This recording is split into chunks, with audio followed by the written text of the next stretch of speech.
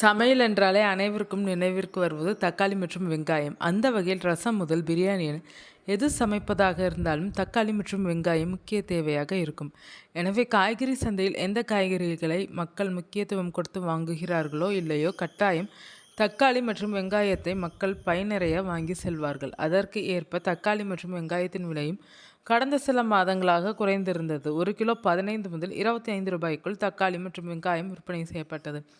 ஆனால் கடந்த சில நாட்களாக வெங்காயத்தின் விலையானது அதிகரிக்க தொடங்கியுள்ளது. அதே நேரம் தக்காளியின் விலையானது 1 கிலோ 20 முதல் 25 ரூபாய்க்கு விற்பனை செய்யப்பட்டு வருகிறது. அந்த வகையில் சென்னை கோயம்பேடு சந்தையில் 1 கிலோ வெங்காயம் 65 ரூபாயை தாண்டியுள்ளது. இதனால் 100 ரூபாய்க்கு 5 கிலோ வெங்காயத்தை வாங்கி சென்ற மக்கள் தற்போது 100 ரூபாய்க்கு 1.5 கிலோ வெங்காயத்தை மட்டும் வாங்கும் நிலையானது உருவாகியுள்ளது. மேலும் மற்ற மாவட்டங்களில் வெங்காயத்தின் விலையானது கிலோ 80 ரூபாயை தொட்டுள்ளது. இது மட்டுமல்லாமல் வரும் நாட்களில் வெங்காயத்தின் விலையானது மேலும் அதிகரிக்கக்கூடும் என்பதால் விலையை குறைக்க நடவடிக்கை எடுக்க வேண்டும் என பொதுமக்கள் கோரிக்கை விடுத்து வருகிறார்கள். இதனையடுத்து வெங்காயத்தை பொதுமக்களுக்கு குறைந்த விலையில் விநியோகம் செய்யும் வகையில் மத்திய அரசு களத்தில் இறங்கியுள்ளது. ஓராண்டுக்கு முன்பு இருந்ததை விட வெங்காயத்தின் விலையானது அதிகரித்துவிட்டது.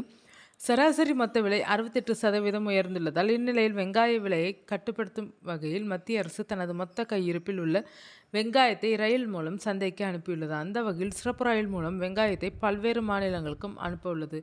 இதற்காக கடந்த ஆண்டு 12,000 டன் வெங்காயமும் கடந்த நிதியாண்டில் 88,000 டன் வெங்காயமும் முக்கிய நகரங்களுக்கு அனுப்பி வைக்கப்பட்டது. இந்த நிலையில் தற்போது மீண்டும் வெங்காயத்தின் விலையானது உயரத் தொடங்கியுள்ளதால் தற்போது மகாராஷ்டிரா மாநிலம் நாசிக்கில் கையிருப்பில் உள்ள 1,21,000 டன் வெங்காயத்திலிருந்து கண்டா சிறப்பு எக்ஸ்பிரஸ் ரயில் பெட்டிகள் மூலம் வெங்காயம் ஏற்றப்பட்டு வருகிறது. அந்த வகையில் தமிழகத்தில் வெங்காயம் அதிகமாக பயன்படுத்தப்படும் சென்னை, மதுரை உள்ளிட்ட இடங்களுக்கும் மற்ற மாநிலங்களுக்கும் உள்ள பெருநகரங்களான டெல்லி, எர்ணாகுளம், கவுகாத்தி ஆகிய 5 இடங்களுக்கு வெங்காயம் அனுப்பி வைக்கப்படுகிறது.